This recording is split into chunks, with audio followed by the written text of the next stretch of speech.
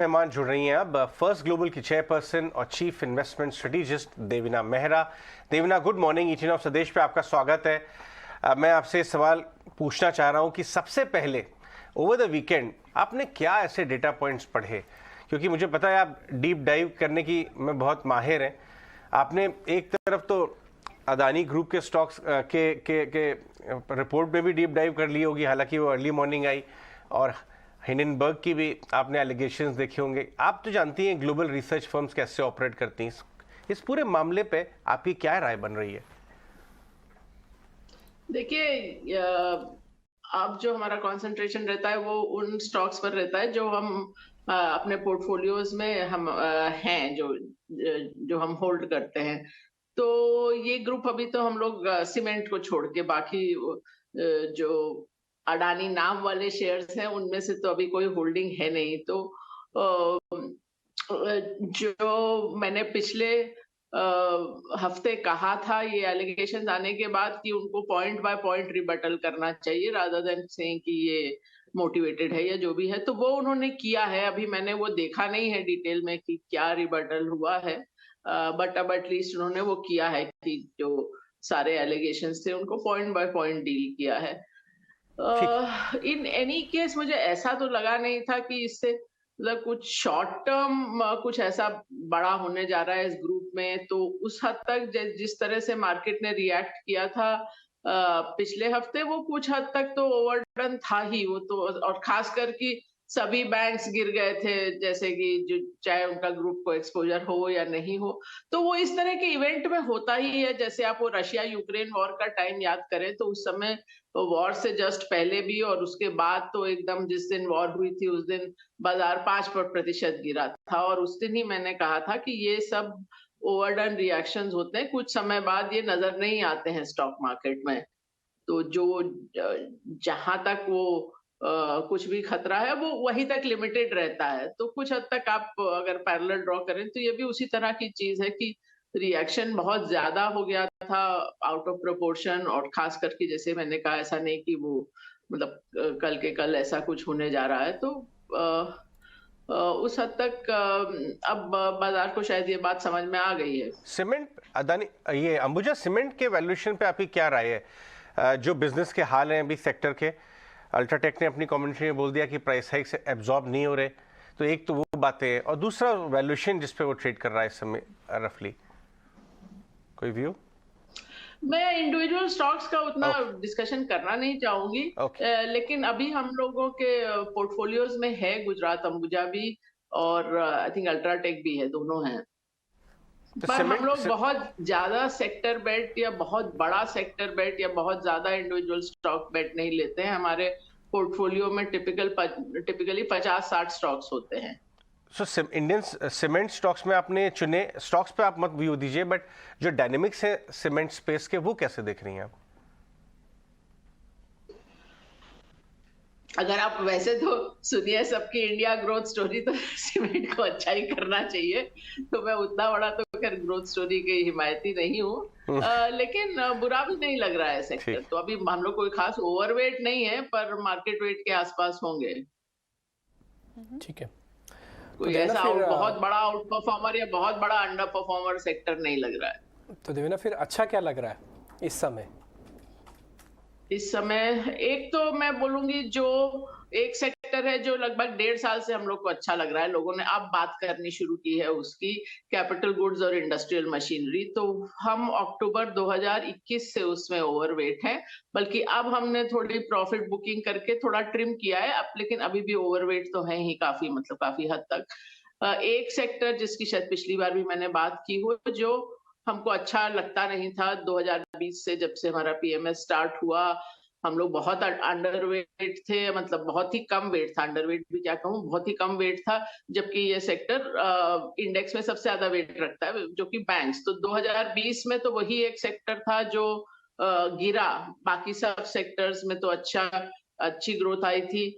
और 2021 में आप देखें तो चढ़ा, लेकिन मार्केट शायद 22% ऊपर गया था और बैंकिंग खाली 11%, निफ्टी बैंक खाली 11% गया था। पर अब जब वो ट्रेंड चेंज हुआ पिछले साल के मध्य में, तो तब हम मार्केट वेट के करीब गए और प्राइस एक्शन से अब वो थोड़ा ओवरवेट हो गया होगा। और हम लोग हर तिमाही पे एक तरह से जीरो बेस से देखते हैं कि अभी हमारे पास कैश हो तो हम कहाँ डालेंगे। तो ये तो कुछ समय पहले वाली बेट्स हैं। इस बार जो थोड़ा चेंज हुआ है, थोड़े फार्मा स्टॉक्स ऐड किए हैं उसमें। तो वो एक नई नई चीज है। थोड़े ऑटो कंपोनेंट्स में थोड़ा सा वेट बढ़ा होगा। बाकी तो मोस्टली बॉटम अप है, जैसे टेक्सटाइल और केमिकल में अभी भी कुछ ओवरवेट होगा, पर वो सेक्टर बेट नहीं है, वो इंडिविजुअल स्टॉक बेट है। तो ये लगभग वो एरियाज होंगे जो अच्छे लगते हैं। Alright, good morning Devina. तो ऑटो आप बता रही हैं, आप टेक्सटाइल की बात कर रही हैं, ये स्पेसेस आप पहले भी बात कर चुके हैं, आई रिमेंबर। और एक और स्पेस जो आपको कुछ खास पसंद नहीं आता वो है बैंक स्पेस, के बारे में आप पहले भी बात कर चुकी थी।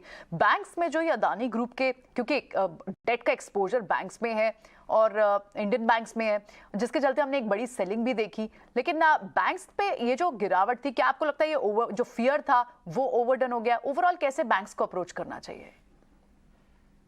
हाँ, वो मैंने कहा कि मुझे तो लगता है कि ये थोड़ा ओवरडन हुआ था, क्योंकि जिन बैंक्स का एक्सपोजर नहीं भी है अडानी ग्रुप में, वो भी सब गिर गए थे। तो वो एक नी जर्क रिएक्शन जो होता है कि एकदम से खबर आई और एकदम से बाजार ने रिएक्ट किया, निवेशकों ने रिएक्ट किया, वो चीज अब मेरे ख्याल से खत्म हो गई है।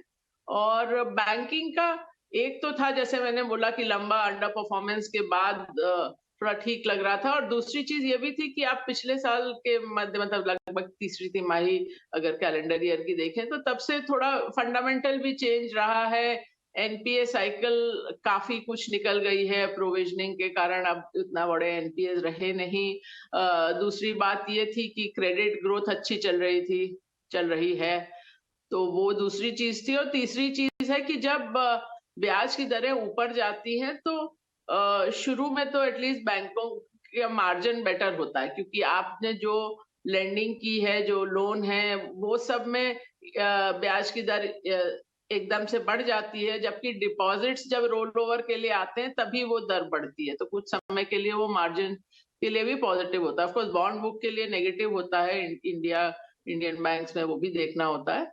पर ओवरऑल ये स्पेस, जैसा कि मैंने कहा, ठीक लग रही है। वैसे मैं कहूँ तो मुझे बैंक्स में मैं थोड़ा डर के साथ ही निवेश करती हूँ, क्योंकि बैंक ऐसी जगह है, मैं बैंकर रही हूँ, इसलिए मुझे शायद थोड़ा ज्यादा डर लगता है कि पता नहीं रहता कि कहाँ नेगेटिव सरप्राइज आएगी।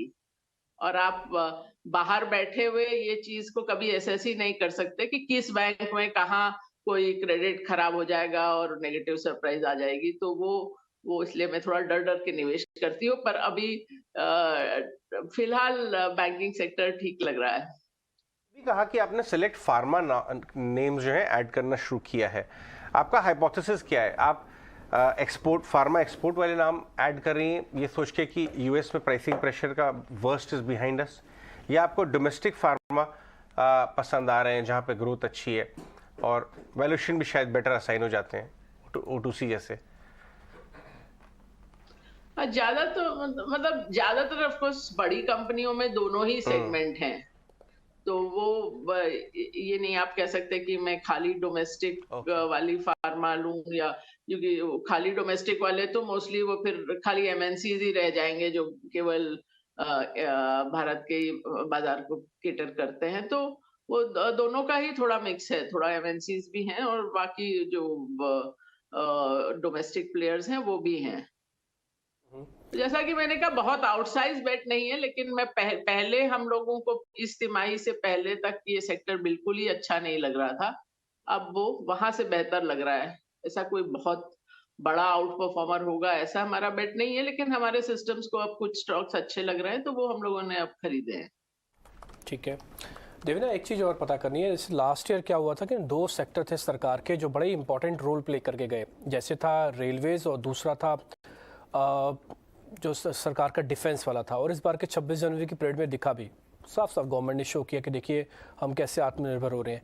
ऐसा कोई थीम मार्केट में और चल रही है कि जहां पर भले वो किसी सेक्टर के अंदर की ही छोटी थीम हो, जैसे एनर्जी के अंदर हाइड्रोजन या फिर इस तरह की कोई सेक्टर के अंदर की छोटी थीम हो, बट वो थीम में बहुत दम हो, आपको ऐसा कोई थीम नजर आ रही है क्या? आपको अगर सरकार की कहाँ पर कंसंट्रेशन रहेगा या क्या उनका अब प्रायोरिटी रहेगी, तो उसके लिए तो अब 2 ही दिन मतलब बचे। अब उसके बाद नहीं ही नहीं, जरूरी नहीं है कि ये गवर्नमेंट का ही हो, लीजिए कि मतलब अब नॉन आपकी गवर्नमेंट में पॉलिसी मार्केट से में भी चल किसको रहा फायदा होने वाला है। तो अभी स्पेकुलेशन करने का क्या फायदा, अगर पॉलिसी पे खेलना है तो अभी तो 2 ही दिन बचे। नहीं नहीं, चलिए मैं पॉलिसी से भी इसको थोड़ा ये राइडर भी हटा देता हूँ, गवर्नमेंट वाला, पॉलिसी वाला, बजट वाला, सब कुछ वाला। लेकिन वैसे ओवरऑल कुछ ऐसा जो बड़ा इंटरेस्टिंग, क्योंकि आपकी डाटा रीडिंग बड़ी इंटरेस्टिंग रहती है, एज ए खुद बता रही हैं आप कि अब आप कैपिटल गुड्स को बेच रहे हो, जब लोग अब समझ रहे हैं कि अच्छा कैपिटल गुड्स के अंदर दम आ रहा है ना, तो ऐसा कोई और मतलब थी? बेच रहे हैं, मतलब अभी भी हमारा ओवरवेट काफी है। हाँ। लेकिन अब थोड़ा प्रॉफिट बुकिंग कर रहे हैं, क्योंकि कई स्टॉक्स हैं जो उस समय से दुगने तिगने हो गए, तो थोड़ा तो ट्रिम कर रहे हैं, पर अभी भी काफी ओवरवेट है सेक्टर। अब वो साल भर चलेगा या नहीं, वो बेट मैं अभी नहीं बोल सकती हूँ, क्योंकि हम, जैसा कि मैंने कहा, हम लोग हर तिमाही पे देखते हैं। ओके, ऑलराइट देवीना, लेकिन आप दूसरे जो आप इंफ्रा स्पेस हैं, कैपिटल गुड स्पेस हैं, इसमें से कई सारे स्टॉक्स हैं जो काफ़ी अच्छा कर भी रहे हैं, एसकेएफ जैसे, टिमकन, कमिंस इंडिया, ऐसे कोई और स्टॉक जो बहुत स्ट्रॉन्ग थीम्स आपको ओवरऑल कंसीडरिंग बजट भी समझ आती हूँ और अदरवाइज भी? जैसा कि मैंने बताया आपको कि जो ज्यादा ओवरवेट है, ये मैंने सेक्टर्स पहले ही बोल दिए, और जो चेंजेस हुए रिसेंटली वो भी मैंने आपको बता दिए। तो उसके अलावा तो मतलब ये सब जो आपने स्टॉक्स मेंशन किए, वो सब हमारे पोर्टफोलियोज में हैं या रहे हैं, और अच्छा पैसा भी कमा के दिया है। तो वो तो सब अभी जैसा कि मैंने कहा, थोड़ा ट्रिम किया है, पर अभी भी वो सेक्टर ओवरवेट है हमारे लिए। और बाकी तो वही, आप जैसे बजट की बात कर रहे हैं, तो फिर देख ही लें कि क्या पॉलिसी आती है। अब हमको तो मालूम नहीं कि वित्त मंत्री ने क्या डिसाइड किया है। ऑलराइट, ठीक है, बहुत बहुत शुक्रिया आज समय देने के लिए देवीना, और ये सारे सवालों के जवाब देने के लिए बहुत बहुत शुक्रिया आपका। जल्दी आपसे फिर मुलाकात होगी। चलिए बढ़ते हैं